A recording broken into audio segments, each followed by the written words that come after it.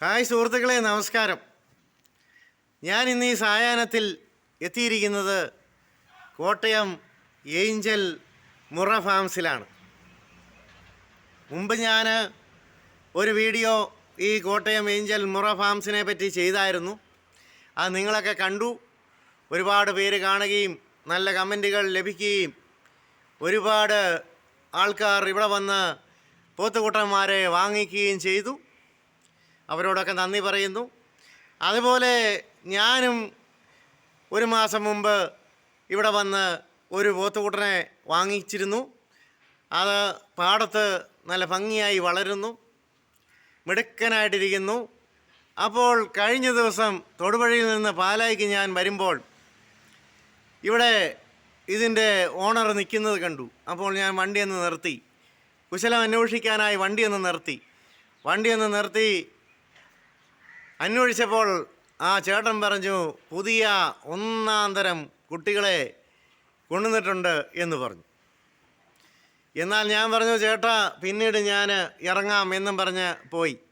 ഇന്ന് എനിക്ക് തോന്നി, ഞാൻ കഴിഞ്ഞ മാസം വാങ്ങിച്ച ആ പോത്തുകൂട്ടിന് ഒരു കൂട്ടായിട്ട് ഒരാളെയും കൂടെ വാങ്ങിച്ചാലോ എന്ന് കരുതിയാണ് ഇന്ന് വീണ്ടും ഇവിടെ എത്തിയത്.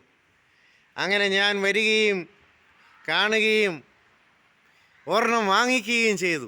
ഞാൻ വാങ്ങിച്ച പോത്തുകുട്ടനാണ് ഈ മഞ്ഞ കയറ്, മൂക്ക് കയറൊക്കെ ഇട്ട് റെഡിയായിട്ട് പോകാൻ പാകത്തിന്, എൻ്റെ വീട്ടിലേക്ക് പോരാൻ പാകത്തിന് നിൽക്കുന്നത് കണ്ടോ. അവൻ എന്നോട് അടുത്ത് വന്നു കഴിഞ്ഞു. ഇതാ പോരുക എന്നാണ് പറയുന്നത്. ഞാൻ വണ്ടിക്ക് പറഞ്ഞിട്ടുണ്ട്, വണ്ടിക്കാരൻ ഉടനെ വരും. ഞാൻ ഇവനെ കൊണ്ടുപോയി ഞാൻ ഭംഗിയായിട്ട് പാടത്ത് വിടും. കഴിഞ്ഞ മാസം കൊണ്ടുപോയതിനൊരു കൂട്ടായിട്ട് ഇത് 185 കിലോ ഉള്ള കുട്ടനെയാണ് ഞാൻ വാങ്ങിച്ചിരിക്കുന്നത്. ബാക്കി എല്ലാവരും ഇവിടെ നല്ല മിടുക്കന്മാരാണ്. അവർ മേയുകയാണ്, വൈക്കോലും പുല്ലും മേയുകയാണ്. അപ്പോൾ സുഹൃത്തുക്കളെ, നിങ്ങൾ അമ്മാന്തിക്കേണ്ട. അപ്പം മഴ ആരംഭിച്ചു, എല്ലാ നാട്ടിലും മഴ പെയ്തു തുടങ്ങി.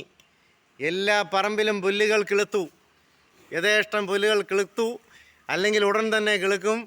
അപ്പോൾ നിങ്ങൾ സമയം പാഴാക്കാതെ ഇവിടുന്ന് മിടുക്കന്മാരായ പോത്തുകുട്ടന്മാരെ വാങ്ങിച്ച് കൊണ്ടുപോയി വിട്ടാൽ, ചുമ്മാ അങ്ങ് പറമ്പിലേക്ക് വിട്ടാൽ മതി.